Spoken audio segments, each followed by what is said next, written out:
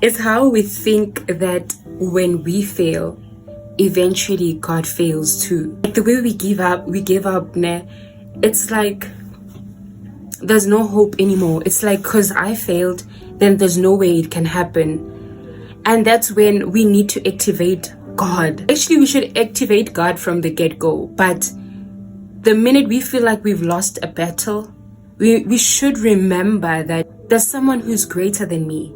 There's someone who's bigger than me. We need to activate Christ in our lives, the Holy Spirit in our lives, God in our lives, and just put him at the center and say, okay, my power has taken me this far. Now I can't do it anymore. Take over.